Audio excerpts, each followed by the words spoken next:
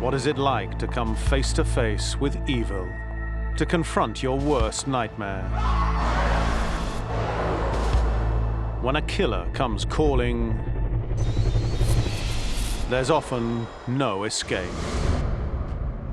A man who can kill is evil beyond belief. To truly encounter evil is a rarity most will never experience. I believe in evil, and I have experienced people that are evil. But for those unfortunate few who do and survive to tell the tale, the mental scars often never heal. I couldn't breathe, my eyes felt bulging, all I could see was his face on my face, and he was just staring into my eyes. We meet the men and women whose lives have been forever altered by their brush with the beasts who live among us. This is Encounters with Evil.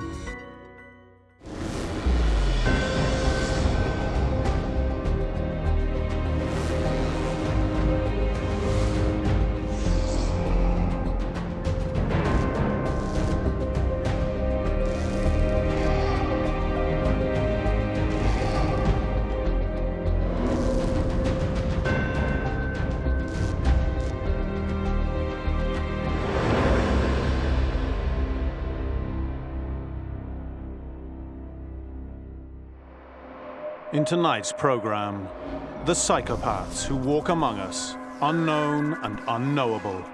Men and women incapable of empathy who prey on the innocent and the abandoned. A psychopath is somebody who is wired differently in their brain to other people. Psychopath is somebody who has very little guilt, who actually mimics emotions. Not all psychopaths are violent, not all psychopaths are murderous, but there are a very small minority who have a predilection for serious offences. Coming up, Scottish serial murderer and rapist Peter Tobin, who hid behind numerous false identities to conduct a 15-year reign of terror. For an hour and a half of my life, he left me on his own, so I literally grabbed my son and went to the coach station. One of Britain's most notorious sociopaths, Moore's murderer Ian Brady, incarcerated for over 50 years for his terrible crimes against children. She said, let me go home to Mummy. I'll not tell them you've hurt me or harmed me, just let me go home to Mummy. But first, a horrific portrait of a psychopath, Joanna Dennehy, one of the UK's most frightening female killers.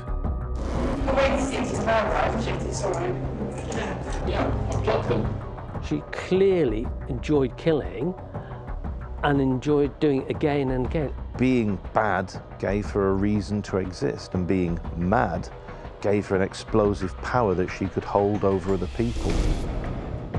In 2013, mother of two Joanna Dennehy went on a 10-day killing spree,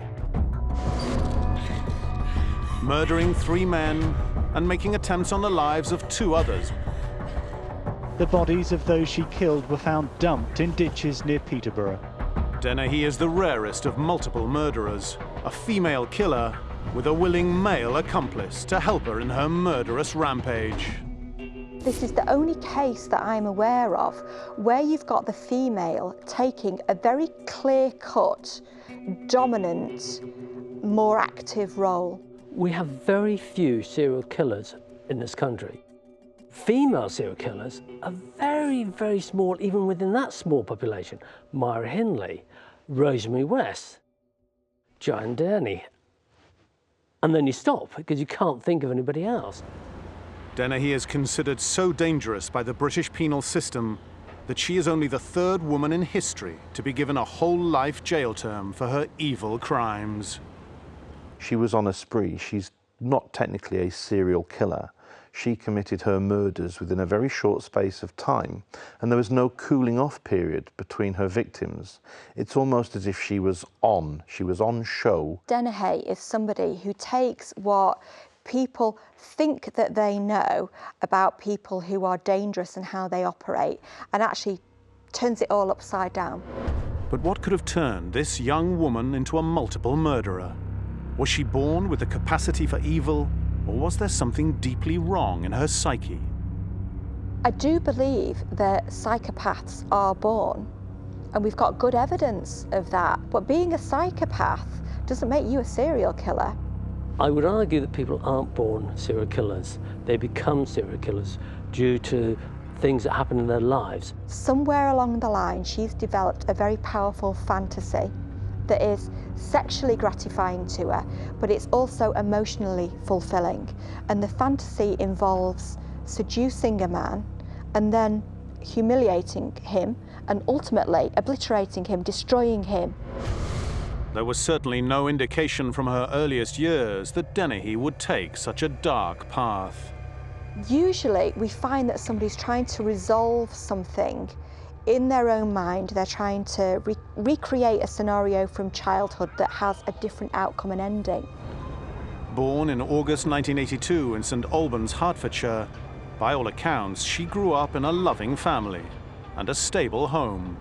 Her father was a security guard and her mother a shop manager. Both doted on her and her younger sister, and her childhood was perfectly normal and acceptable. The parents did everything they possibly could to bring both girls up in a normal way. Joanna was very sporty at school. She was a very clever, articulate young girl up until the age of about 13 or 14 when she started to go off the rails. Dennehy claimed she was abused as a child, but there is no evidence to support this. Something went wrong as a teenager. As a teenager, she got involved in drugs, she got involved in drink, and she developed a liking for older boys. What we're looking at with Dennehy is lots of ingredients coming together at the wrong time to result in the end product. And then she meets a young man called John Trainer. Her relationship developed over about 10 years, but also her homicidal bloodlust developed over 10 years until she killed in 2013. We start to see episodes of where she becomes what we call a low impulse control individual, where the slightest thing will result in her over-dramatic response to something. Her partner, John Trainer, experienced firsthand Dennehy's descent into psychopathy and eventually separated from her for good, taking their 2 children with him because of her increasingly violent behavior. She'd slashed all her arms, blood was pouring, she had blood coming from there, and short mini skirt, she'd cut her legs, and both my kids are in bed, and she's pulled out this big, massive knife, and that was it. That was the end for me, that was it. It's a very disturbed relationship. There's a lot of violence in it, a lot of separation. She leaves him, comes back. During their early years together, before the children were born, Dennehy developed a taste for extreme S&M, and she was happy to explore her erotic obsession with both men and women. Many she would bring home for violent sex. I would expect her to be into S&M, without any doubt. What she wanted, and this is what often psychopaths are looking for, is excitement. They have a very, very short attention span. They want to be moving on, they want to be changing, they don't want to be tied down. Dennehy was diagnosed with paraphilia sadomasochism. So what that means is she got sexual thrills through the infliction of pain, suffering and humiliation on other people. Trainer had to live with her twisted impulses on a daily basis. She could see that John Trainer was somebody that she could wipe her feet on like a doormat. If she wanted to bring a woman home for sex in front of John Trainer, she'd do it. If she wanted men in the house to have joint group sex with, she'd have it on the lawn with John Trainer looking out the kitchen window. For 5 years solid, really, I mean, where I was living, 5 years solid was torture. It was just every single day it was something else, and it was progressing from the drinking was making her cut herself. We moved to Luton, we got a shared room basically, and she put a grown man to tears just with a mouth verbally. She stopped it, and that's when you sort of knew. After abandoning her family for a year and a half, Dennehy returns, but this time wielding a knife. I think that was just the break, that was the end, that was it, because I had 2 kids in bed that night and she's come around and she was steaming drunk. And when that knife came out, all I could think was the kids were in the bedroom, and I know she's violent and she's aggressive.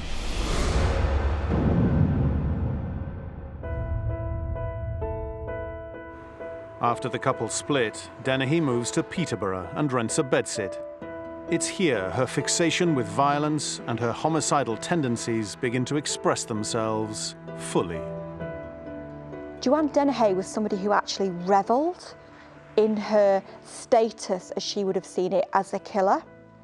She was somebody who wanted to be seen as imposing, threatening.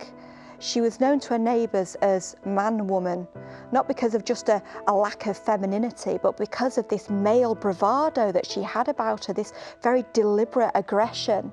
Joanna Dennehy's homicidal tendencies fully emerged after she met a man, a very tall man called Gary Stretch.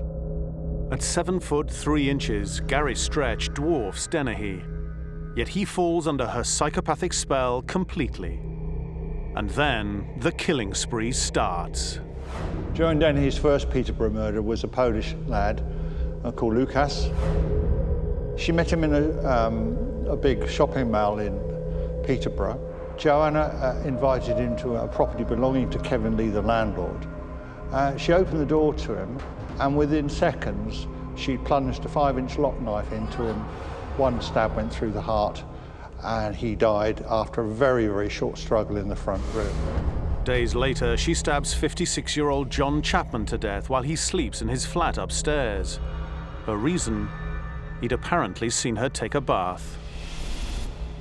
2 of Joanna Dennehy's victims were murdered inside this house on the outskirts of Peterborough. The first, Lukas Slabozewski, a man she had befriended, was lured here with a series of text messages. He, like the other victims, was stabbed in the heart. His body was placed in a wheelie bin, Dennehy casually showing it to a teenage girl. Ironically, for all of Joanna Dennehy's bravado and maleness, if you like, she needed Gary Stretch. She needed the help of a man. Because, of course, she wasn't physically able to lift and dispose of bodies without some help. With 2 murders notched on her belt, Dennehy was high on the killing and stoned on super-strong marijuana almost around the clock. The pleasure-seeking, that's what a lot of psychopaths like, is the pleasure and the killing. And she clearly enjoyed the killing. And she made a joke about Britney Spears' song, "Whoops, I've done it again." She's got the characteristics that we would associate with a psychopath. But Dennehy's murderous journey wasn't over. She'd started an affair with her landlord, Kevin Lee, when she'd rented her bedsit, and he was becoming alarmed by her disturbed behavior. She was having an affair with Lee, and a couple of days before she killed him, he told his wife about the affair. So he's gone home, told his wife he's having an affair with her, and then 2 or 3 days later, she kills him. Dennehy was worried he may alert the police if he learned of the deaths on his property. For her, there was an obvious solution. She invites Kevin Lee to come round to the house where the Polish guy was murdered, and she says to him, "I want you to dress up in a black sequined dress and we'll have sex." He went round to the house where Joan was waiting for him. He slipped into something more comfortable, which is the black sequin dress. And after he'd put it on, she attacked him with a dagger. He was the only man to suffer any defensive wounds on his hands or his arms. He put up a desperate struggle for his life. She and her accomplice, Gary Stretch, dump Kevin Lee's corpse in a ditch, still wearing the black sequined gown. There, they performed one final act of degradation. He was found there a good few days later, wearing the black sequin dress. It was pulled up to expose his buttocks, and they'd inserted a metal bathroom object into his rectum. This is a woman who has a need to murder, but not just murder, humiliate men. And she doesn't go about it in the way that you would expect of a serial killer. She makes no secret of it. This is somebody who bragged about her behaviour. The couple then decide to go on the run. There are some suggestions that she very much saw herself and Stretch as being a latter-day Bonnie and Clyde, and she was very keen on the idea of amassing 9 murder victims before having some glorious showdown with law enforcement in which her and Stretch would be killed. Thankfully, she never got to that body count.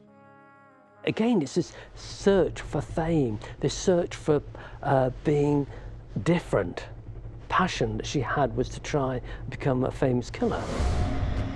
Dennehy and Stretch drive to his hometown of Hereford. By now, the bloodlust within her had risen. Consumed by evil, Dennehy is determined to kill again.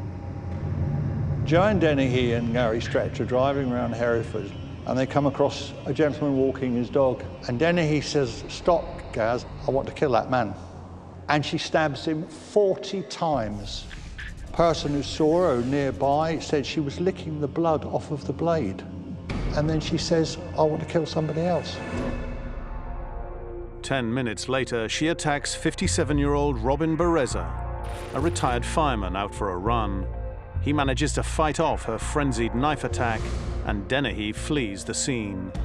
When she stabbed her final 2 victims who survived, she was talking to them as she did it. She was telling them what she was doing, almost as if she was providing a director's DVD commentary to her offending. Following the second frenzied attack, every available police officer in the county is tasked to hunt down Dennehy. Within hours, they've cornered her, and she's arrested.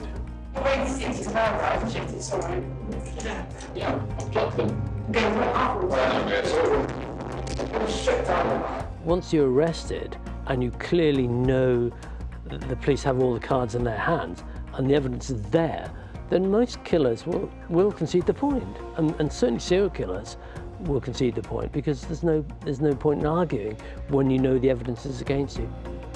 Stretch is caught soon after. Having left a legacy of death and shattered lives, Dennehy is sentenced to life in prison without the prospect of release. She is dangerous and will be for a long period of time. Evil, no. Dangerous, yes.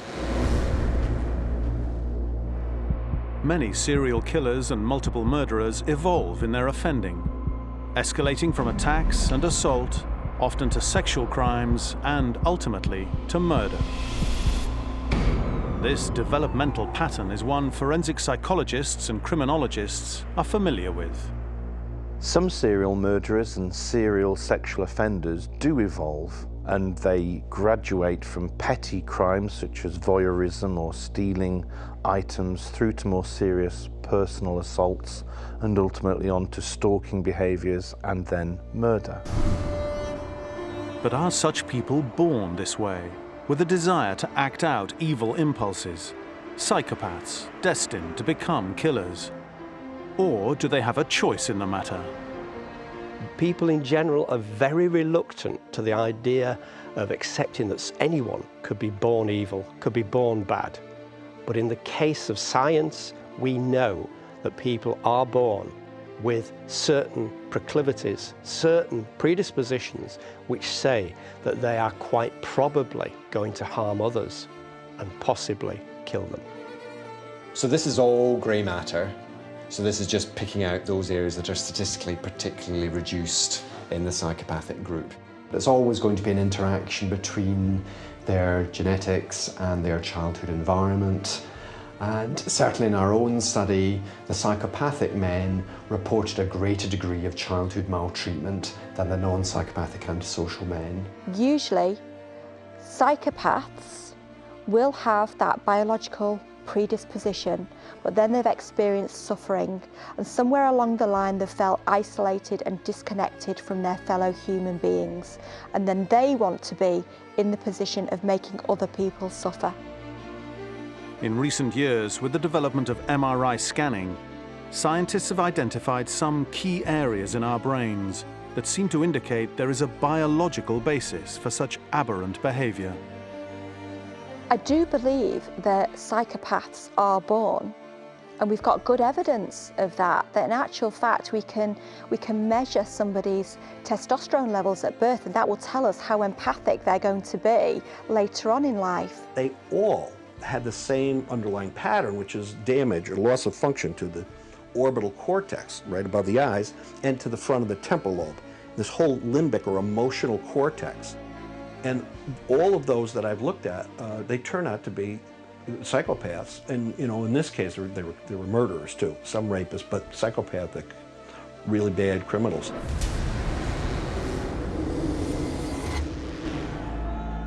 Peter Tobin is one of the United Kingdom's most notorious serial killers. From 1991 to 2006, he roamed across Britain under various assumed identities on an evil journey of rape and murder, targeting young women to satisfy his carnal desires. Peter Tobin is someone who is very clearly psychopathic.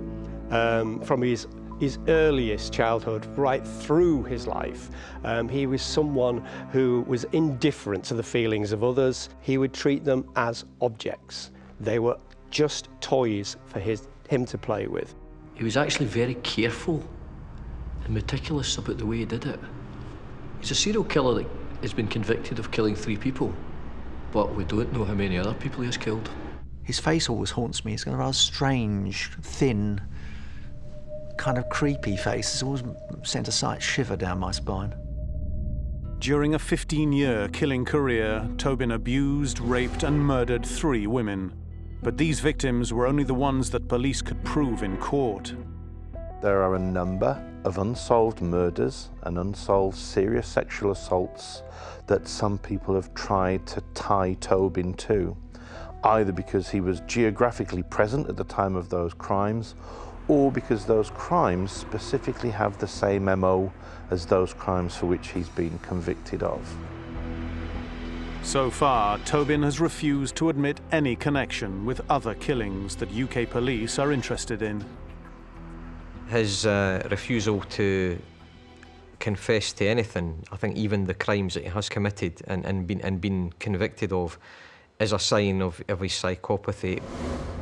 The youngest girl of the 2. Tobin first really came into focus for police in 1993, when he was the prime suspect in a sexual assault and rape case of 2 14-year-old girls in the Portsmouth area. We are very anxious to trace the occupier of this flat in order to find out exactly what happened. We know the occupier to be a Peter Tobin.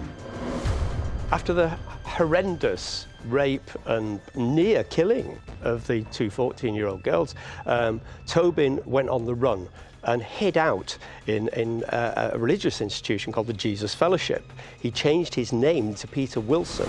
The queues for the public gallery had begun before dawn. Tobin was caught after members of the Jesus Fellowship alerted police following a television appeal.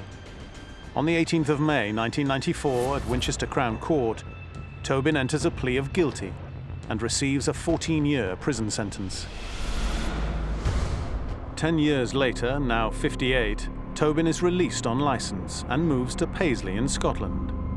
Here, he's required to keep in regular contact with his probation team, as he's on the sex offenders register. He lived, I think, quite quietly in the community. I mean, he made a number of friends and acquaintances. He found a home at the church. He assumed the name Pat McLaughlin. And I think he found a bed and board at the church because he presented himself as someone in need. After 2 years of being under the radar, Tobin comes to the attention of the police again.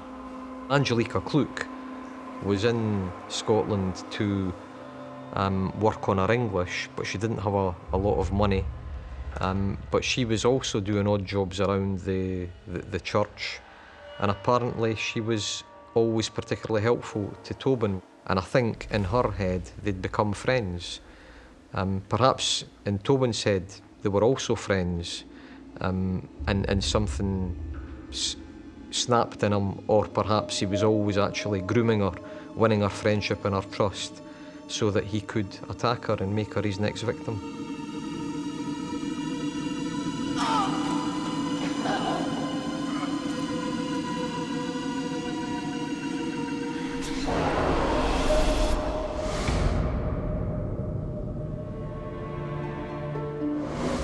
Following the post-mortem examination this afternoon, Angelica's death has now been treated as murder. All I can say it was a horrific and very, very violent attack on a young lady. Tobin conceals her body, most likely still alive, beneath the floor in the crypt. Eventually, after three days, Angelica's body was found concealed under the floorboards of the church, just under the confessional. She had been, as was described by the judge, dropped in there like a pile of rubbish. She had been raped. She had been stabbed repeatedly in the top of her body, hit over the head and killed, and she was put under there by Tobin. There's a clear indication from the injuries that Angelica suffered and the number of stab wounds that went way beyond the number required to kill her that he must go into a kind of murderous frenzy. He also had her tied up and gagged. You're not thinking that this is something that's just spur of the moment, he's become aroused, perhaps been rejected. You think that there's quite a lot of preparation there. He had the means to tie her up, gag her, and he had a plan to conceal her body. So he knew he was going to kill her. With the murder discovered, Tobin once again goes on the run, this time to London, where he checks into hospital under the alias James Kelly. But the publicity around the ghoulish church murder means he's swiftly identified. Strathclyde police cuff and charge the killer. Peter Tobin, a convicted sex offender and now a convicted murderer. His anger overflowed as he was led from court this evening. The grisly manner of Angelica Cluck's violent death led police to conclude she may have been just one of many to die at Tobin's hands. Tobin, in my mind, must have committed other crimes. The ferocity of the assault on Angelica and the way that he concealed her. And the following day, you know, he had actually rebuilt and painted a shed where part of the attack had taken place. He'd moved it with someone else and he'd repainted that. So he'd gone to lengths. And in my mind, I thought, when I saw the body and the state she was in, I thought, we may be dealing with a serial killer here. I think the type of person who can conceal and then move a body is a psychopath, a serial killer. It's someone who's going to do it again and again. It's their pastime.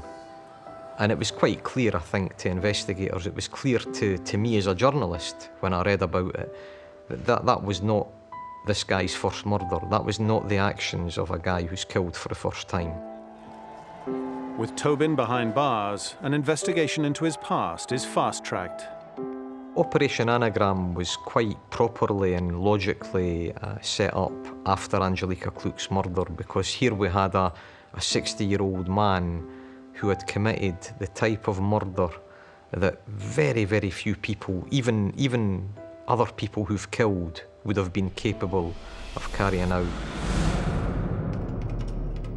A team of detectives set about exploring previous places Tobin had lived in the UK, in the hope of matching up his timeline with other murder inquiries or missing persons cases. It's not long before they get a result. We found out that he lived in a place called Bathgate in Scotland. And the year that he lived in Bathgate in Scotland was the same year that a young woman called Vicky Hamilton had gone missing. Vicky was last spotted waiting here for a bus to Falkirk.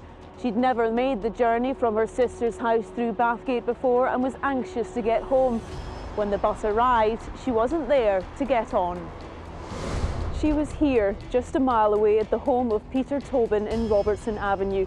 He'd abducted the 15-year-old, drugged her with sedatives, sexually assaulted her and killed her, using a knife to chop up her body.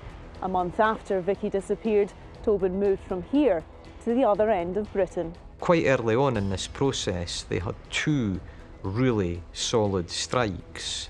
And when Tobin's flat was searched, Tobin's former flat in Bathgate was searched, and a knife was found in the attic with human tissue on it, which matched Vicky Hamilton's DNA. Obviously, they had hit absolute gold dust in terms of the investigation. DNA forensics proved Tobin had killed Vicky, but police still had a problem as her body was missing and Tobin refused to help. It was in Bathgate, West Lothian, that Tobin had lived with his third wife, Kathy, who had a son with him at just 16. After his capture, she shared her insight into the twisted mind of her former husband on daytime television. I completely fit his victim's profile. I was 16, naive, vulnerable, and obviously also felt I knew everything because I was 16. Yeah. And that's similar to the other girls that have been in his life. I think having Daniel changed from me being a victim to perhaps becoming a possession with him. Kathy was a young woman with a son to look after. She didn't know that her husband was probably already a murderer. He was continuously increasing his levels of abuse towards me, and after we got married, we went to Scotland straight away, and at that point I was now 600, 700 miles away from friends and family and totally under his control. Vulnerable and alone, teenage Kathy is forced to endure his perverse sexual demands. Tobin then started bringing prostitutes back to their flat, and Kathy was forced to watch what went on. So that was part of the kick that he got. It was all about control. I think that was one of the key things that gave Kathy the strength and the absolute determination to get herself and her son away from him. For one moment, for an hour and a half of my life, he left me on his own and left the doors unlocked. So I literally grabbed my son and went to the coach station. Waiting at the coach station to get on the coach to Portsmouth was the worst hour and a half of my life, because I thought if he comes back to the house and sees I'm not there, there's only going to be one place I could have afforded to escape to, and I was absolutely convinced he'd find us at the coach station. Kathy escaped the dreadful relationship, unaware of his murderous activities at the time. It was Operation Anagram's investigation into Tobin's evil past that revealed the full extent of his crimes. Police came to his old home in Margate because they'd had a cold case review of the disappearance of Dinah McNichol, and information led them to this address. We actually looked at Tobin's life and where he had been, and we found out that Tobin had been he lived in Irvine Drive in Margate, Kent, and there was a missing female that looked like a Tobin. And I used this, you know, it was someone that had been hitchhiking, someone that was still missing, nobody had been recovered, called Dinah McNichol. And we found out that there was a trail from where she had been picked up as a hitchhiker, and her card had been used, and that track of where it had been used and the transactions went to Margate. Police officers dug their way down through what was an innocent child's sandpit. Beneath it, they found a thick layer of chalk, and beneath that, a body. But the body they found was not the one they expected. Instead of Dinah McNichol, the remains they'd uncovered were those of Vicky Hamilton. We came here to search for the remains of Dinah McNichol, or any physical evidence which might link her disappearance to that house. And that's what we will continue to do. Not long after Vicky Hamilton is discovered, the team unearth other human remains. Another awful discovery at 50 Irvine Drive. A body bag thought to contain the remains of Dinah McNichol, brought out from what was the most ordinary of houses. It is no longer. Following the grisly discovery of these two bodies, Tobin is once again sent for trial and is handed down 2 more life sentences for the murders of 15-year-old Vicky Hamilton and 18-year-old Dinah McNichol. After the bodies of Vicky and Dinah came up in Margate, I think that the police were quite confident that more would follow, that they would find more bodies. Operation Anagram narrowed down its investigation into 9 unsolved cases of murder and disappearance. Police were especially interested in tracing the owners of jewellery items found at Tobin's houses. Discovery of the jewellery suggests that Tobin had been killing relentlessly over 30 years. But we will never know that for certain unless Tobin himself tells us. And I think that's highly unlikely. There has not been enough evidence yet to press further charges, and the Operation Anagram case file is now closed.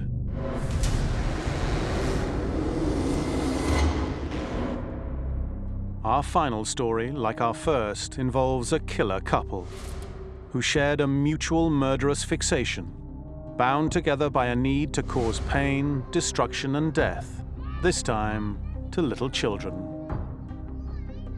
He's the extreme end of behaviour. He's a rarity even amongst killers. To this day, over half a century later, the case of the Moors murders still resonates with the British public, appalled at the horror and cruelty of Hindley and Brady, who killed and tortured 5 children, aged between 10 and 17.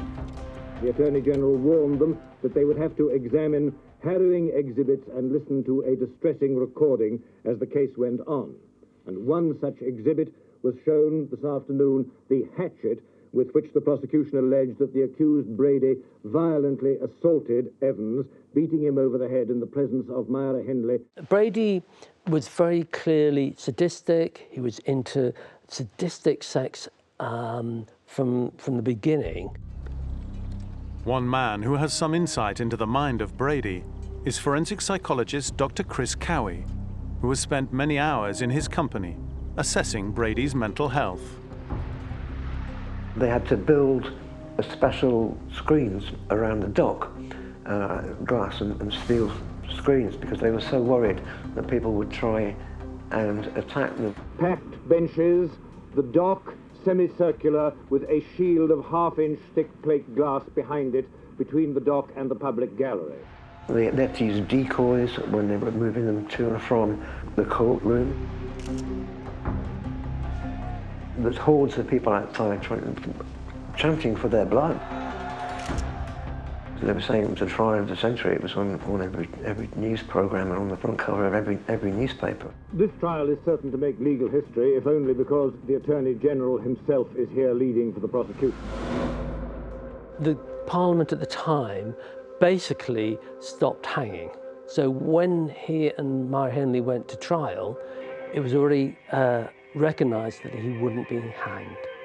At the time, I think most people in the country would have quite happily seen him being hanged. When Ian Brady and Myra Hindley came together as partners in crime, they formed what's known psychologically as folie à deux. The two were stronger together than they were separately. The thing about folie à deux is that you both share a common delusion. Usually it's family genetic connection, but the other variation on that is a husband and wife where they share the same delusion. When they come together, they almost like egg each other on into a situation which could become quite dangerous and homicidal. I don't think they were deluded about what they're doing. I think they clearly, well, he clearly enjoyed it, and she became involved and engrossed in the whole process. Brady and Hindley built each other up to become more powerful, more predatory, more abusive as a couple than they ever would have been on their own.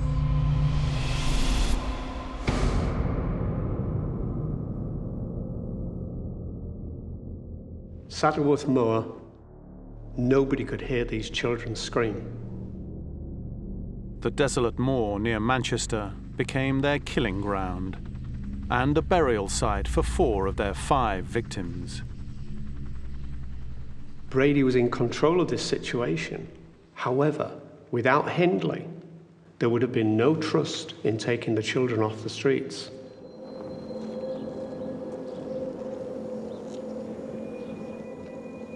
"16-year-old Pauline Reed was their first victim.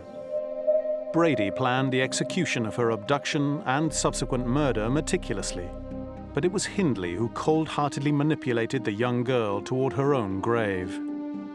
Pauline Reed was a bright girl, and she would have been on high alert for a bogeyman, not a bogey woman.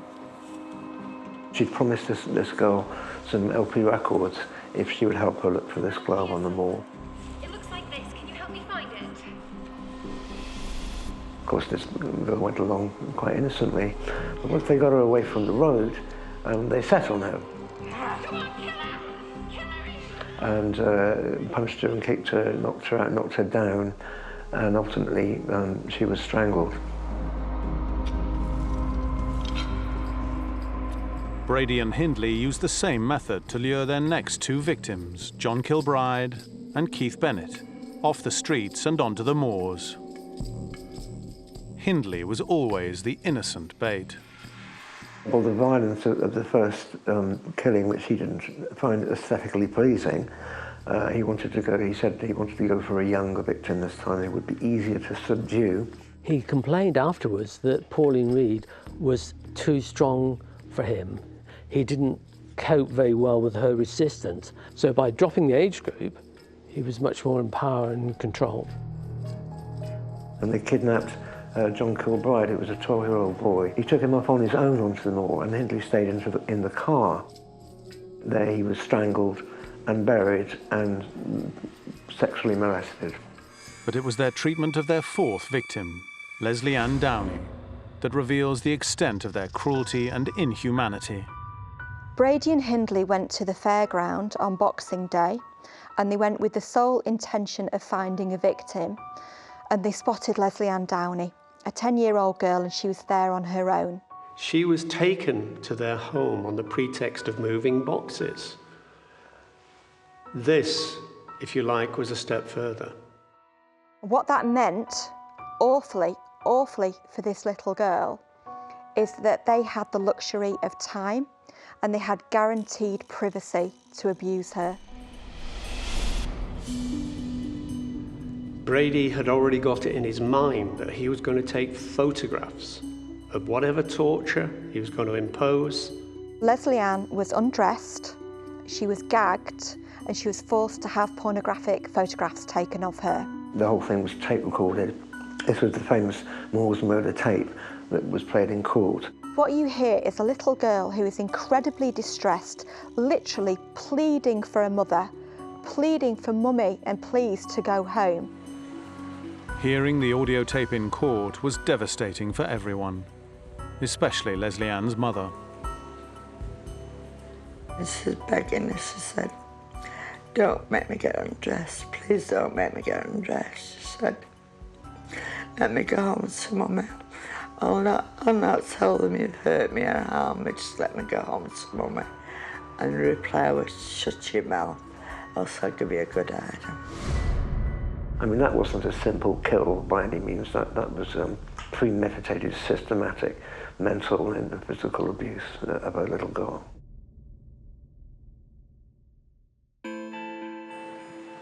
It was their wicked, sadistic behavior that caused such public revulsion, and the continued fascination with this evil couple to the present day. Their killing was the first time when a man and a woman had killed together and had killed a number of children that weren't related to them. There was nothing to do with family dynamics. They were killing because they wanted to kill children. Dr. Chris Cowie has attempted to diagnose the underlying reason for Brady's actions. He doesn't appear violent, he hasn't got a crazed look in his eyes, but that's what is so disconcerting about the man. That, I think, is one of the reasons that makes him so dangerous. He has the ability to manipulate and deceive to quite a remarkable degree. Brady also appears to present many of the classic symptoms of the psychopath. Is he psychopathic? I would suspect yes. He showed very little remorse for what he's done. Total lack of compassion for the damage that he's caused to so many people for so long. I mean, interestingly, having met him, the one thing that comes across is he's obsessed by Ian Brady. Brady is 74 now and has spent most of his entire life behind bars or in a mental institution.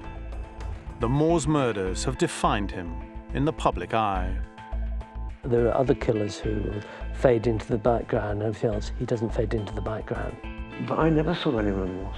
The only time I ever saw any remorse was when he was remorse for him, for himself.